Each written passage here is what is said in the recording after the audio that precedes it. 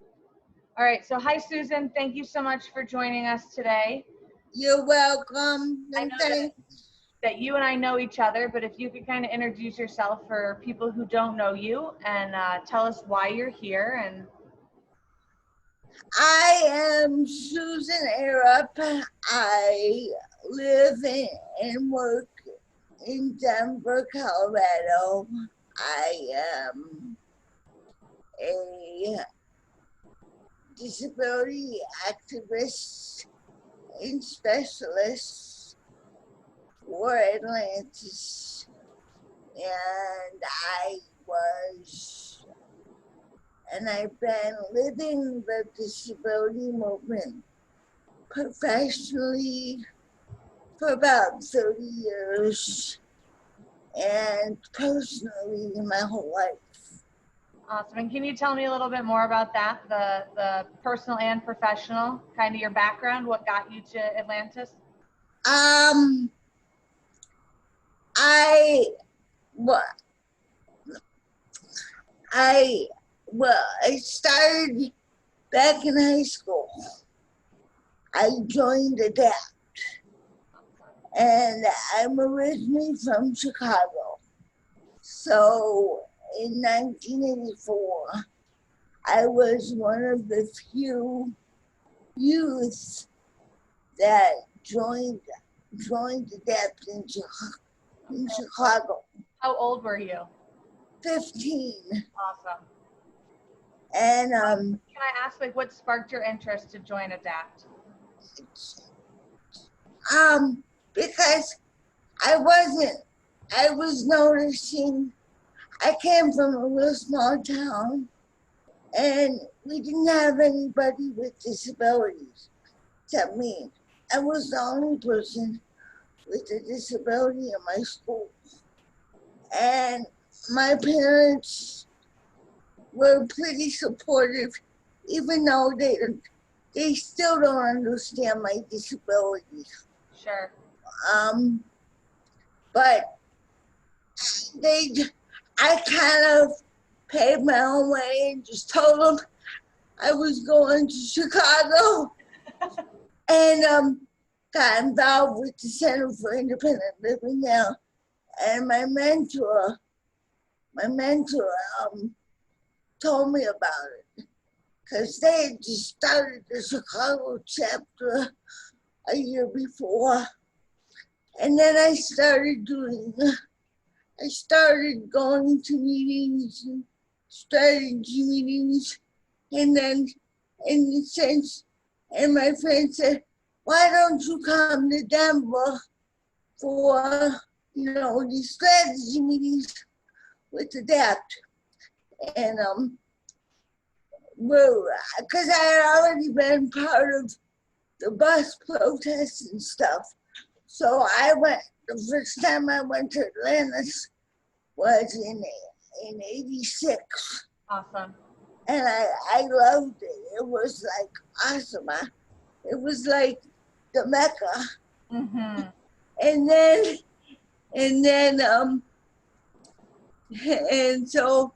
And Wade was just really, really powerful. Did And you? the whole, yeah. Lucky. Yeah, he was an awesome person. And then fast forward about 20 years. And then so I've always been with the dad. So then I never stopped. And I'm a big coalition voter. And so fast forward about 20 years, I'm doing my thing. I lose my job in Chicago with the city. Had been unemployed, had part-time jobs. I was a member of the gig economy for 10 years, got back involved with access living, but then they wouldn't hire me because I had too significant a disability. But nobody would tell you that. And you had mentioned a little bit ago that when you went to school, when you were in school, you were from a small town, so you were the only kid at your school with a disability. The only one. And that was pre-ADA. How was that? What was that experience like? Well, I had to meet, but I had to meet before the school board. I had to meet before the student council. I had to fight to get an aid in school. I did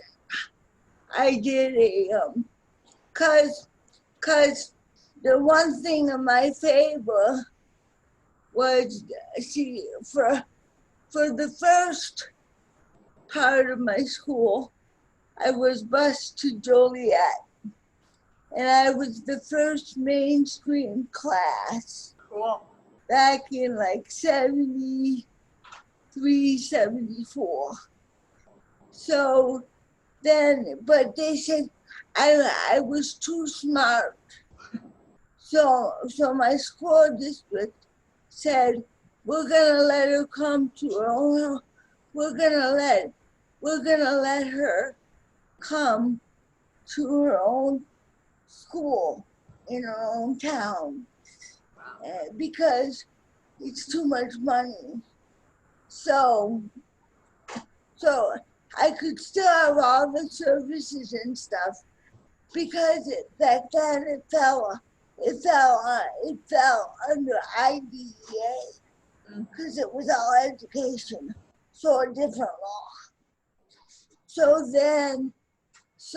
And that really helped my parents, but that I wouldn't set up.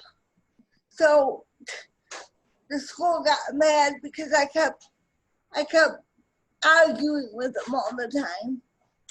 So Advocate your whole life. Basically. So then that's what happened, and and now my high school has like 6 kids with disabilities. Very, very cool. And it sounds like you might have navigated the employment market a little bit. Was that before the ADA or after the ADA? Both. And can you talk to me a little bit about that experience? Maybe what it was like before, and positive or negatives you've seen after? Well, before you couldn't get any accommodations. They would I mean, you couldn't even fill out applications. And we started a group back in the 80s called Disabled Americans Won't Move Now. But it was called Revoke at first. And Revoke was like to push the vocational departments to implement IDF, which they didn't want to do. So, and then we started doing some other stuff with the voc we had. And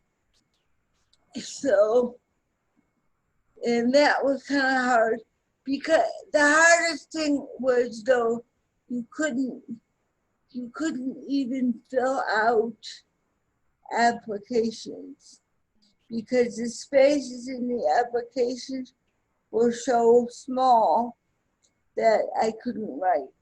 Things that a lot of people probably don't think about. Yeah, and then when the accommodations came through, they helped some, but then you have then you have to explain to everybody what the accommodation is, and it's the there's still some very discriminatory practices, even after the ADA. Disabled people, when they go for employment, first, it's hard to market our skills, and they don't, sometimes employers don't recognize talents. And because those talents don't always go into a report. Like, for example, just take this interview. This is accommodation for me because it's much easier for me to talk through all my responses than it is to write it all down. But apparently that doesn't always work, and it's not easy. And then even now with it, and this is not Atlantis' fault, For sure. but the thing with the sales suite, the fact that you have to get those notes into sales suite is somewhat of a barrier. So it makes you look bad when you have all the skills and you know what you're doing, but you're slow. Sure. Very, very, very true. And then but it's like kind of hard to navigate. Yep. So I want to kind of back up. I got ahead of myself because I got excited. But you joined ADAPT when you were about 15. And you had let me know before we had gotten a chance to talk, you were a part of the testimonies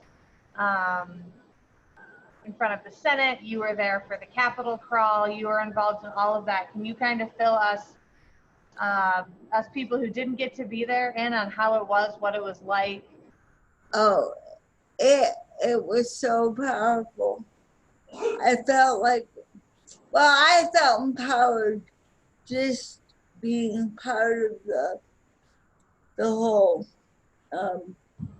process and watching it unfold from what was going on with the Gang of 19 and the Colfax. What is it, Colfax? And I forget the intersection. Broadway. Yeah, which is right by where I live, actually. Which is so it's kind of cool.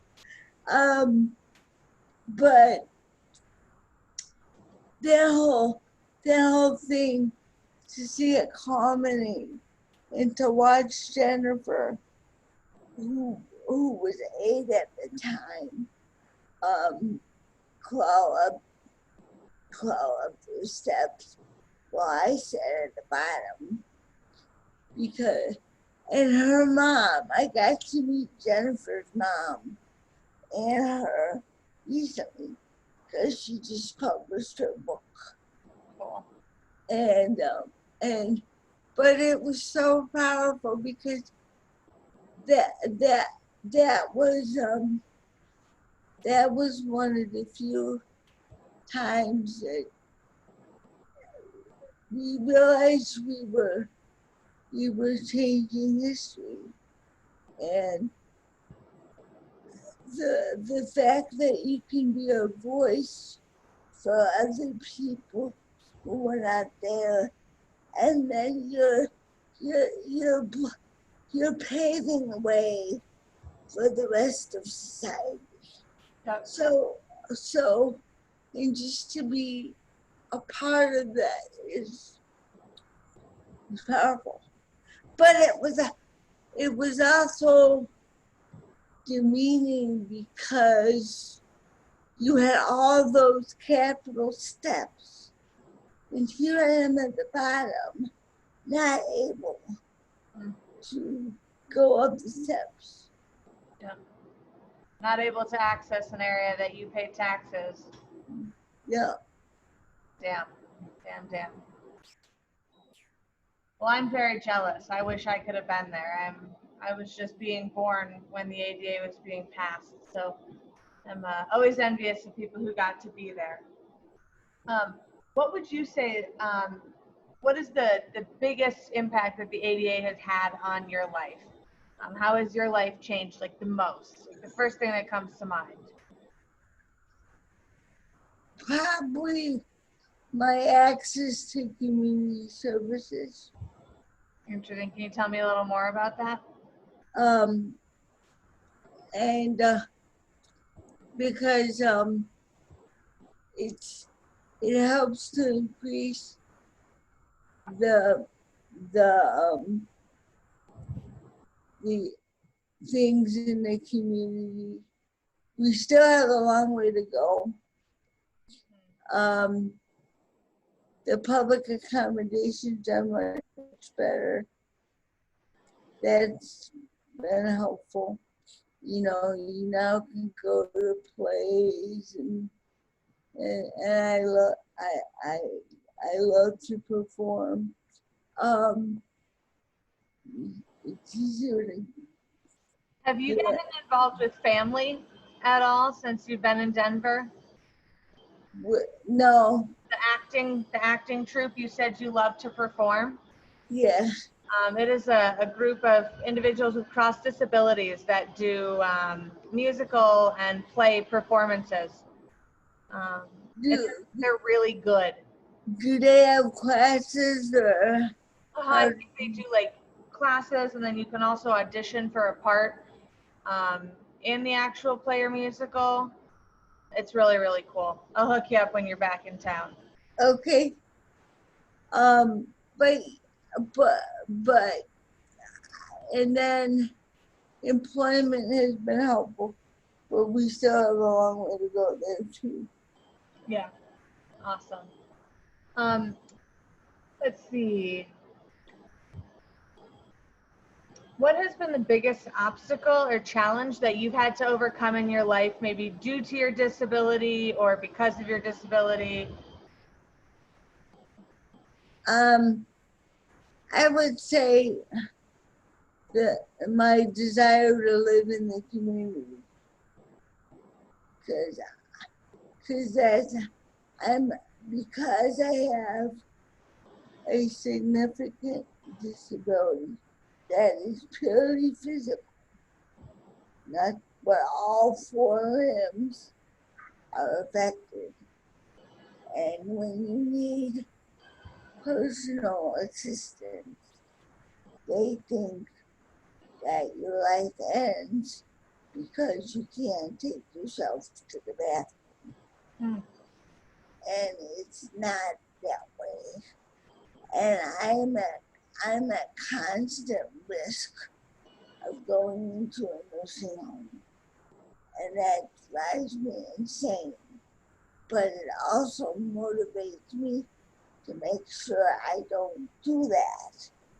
And I don't do that for other people.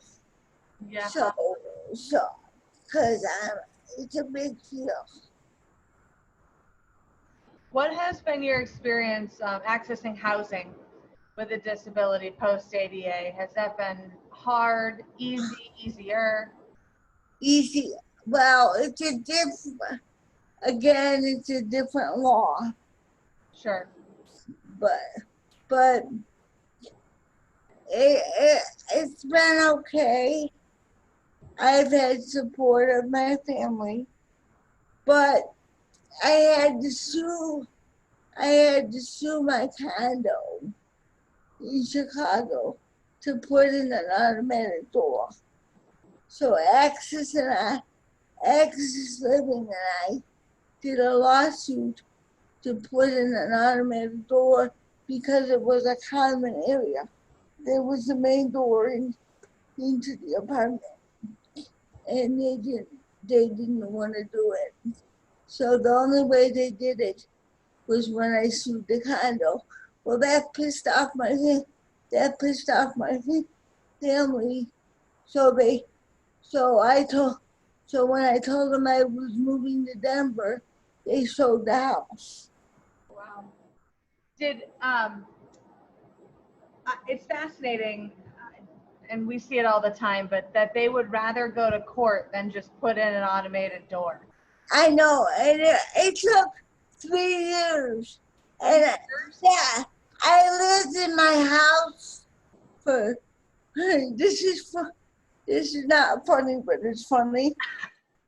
I lived in my house for 16 years before I moved to Denver. And I bought my parents, we owned the house together, but it was my house. I'm the one who found it and everything.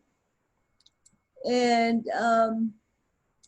so, but when I lived for 13 years without an automatic door because I didn't want to upset my parents. Because I knew if I did that, there'd be rigmarole. But the older I was getting, the worse it was getting. And my neighbors hated me. My neighbors never liked me because I had a disability. They used to give my personal assistants a bunch of problems and all rigmarole. And they called the police on my personal assistant because they were African American. And so then I finally decided, well, I'm getting too old to freeze in the winter, so I'm gonna get this automated door. And then it happened with my parents. So I wish, I'm sure that is not the only experience that you've had with discrimination due to your disability, and unfortunately, is that something that's been pretty common in your life? yeah, but it's very hidden. Yeah. Nobody blatantly comes out and say we discriminate against people with disabilities. It's all kind of sneaky behind the scenes. Yeah, it's just if employers don't want you, they don't want you. They'll find a way to get rid of you. Ooh, excuse me. What do you hope for in the next 30 years for the ADA and the disability community? So it's 30 years from now. We're both old women. What's going on in terms of disability rights? Well, I would hope that community-based services become the norm. If they don't become the norm, it should be at least 80%. And there should be more emphasis on get the money away from institutions. Put it back into the schools. And I want a more equal society. Equal does not mean same. So what my neighbor needs and what I need is totally different. And I love more of a basic love of humanity. And so that the rich don't always get richer. And, and then I also would love the ADA to have more teeth, which is what teeth enforcement. Yes. Sometimes I think the ADA was too broad. It didn't, they made it broad so it would pass. Sure. But takes away some of it. Of all your years of activism, of advocacy, what is one of your favorite memories from the battlefield? Um, I am a good friend, or was now a good friend of Ted Kennedy's. And it goes back to pre-ADA. And I went to grad school in Massachusetts. And Massachusetts, there again, didn't have anybody with disabilities. So, and I was going for my master's degree. So, and I wanted to finish and go to summer school. Well, they didn't have any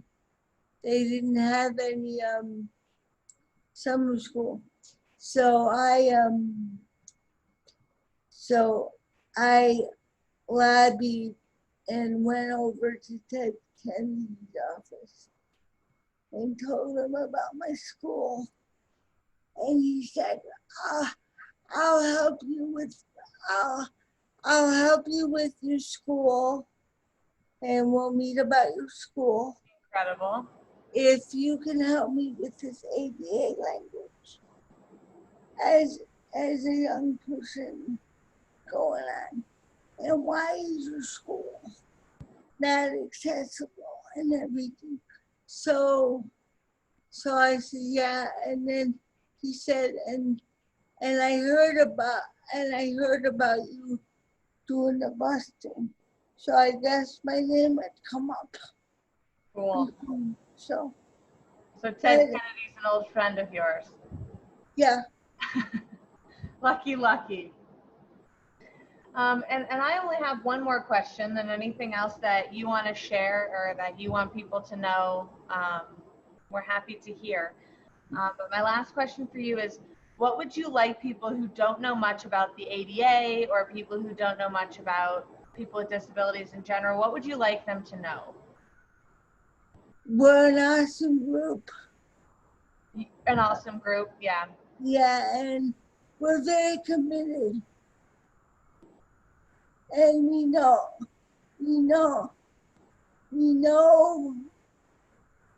know what it's like to fight. But get to know us because we have so much to offer, and just it's no different than wanting to be recognized for who you are. And the ADA has helped us do that. We're more in the public, but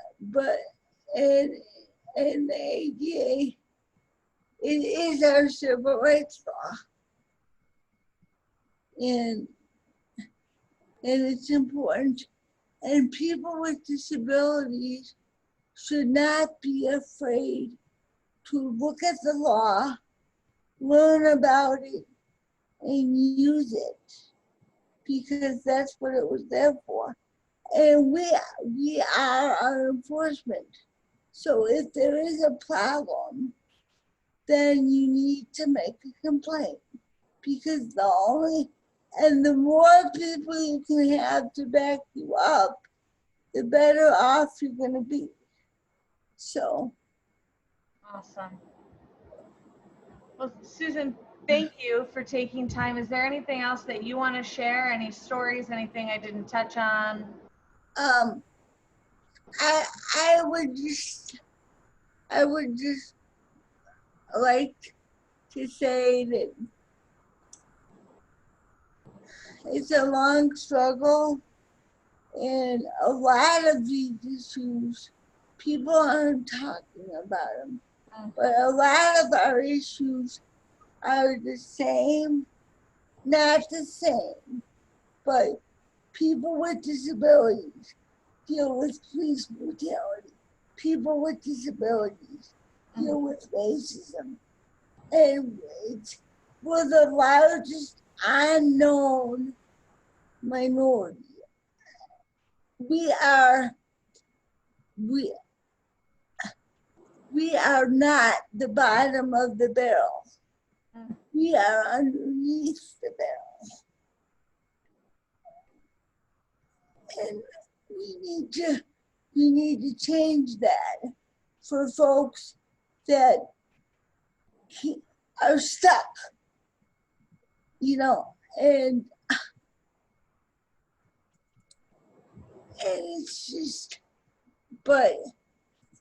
and the only way you can do that is to build dialogue, coalition, and look in ourselves, in our own community, so that the people with disabilities are not, so you don't have blind people fighting for this peace and CP people fighting and mental health.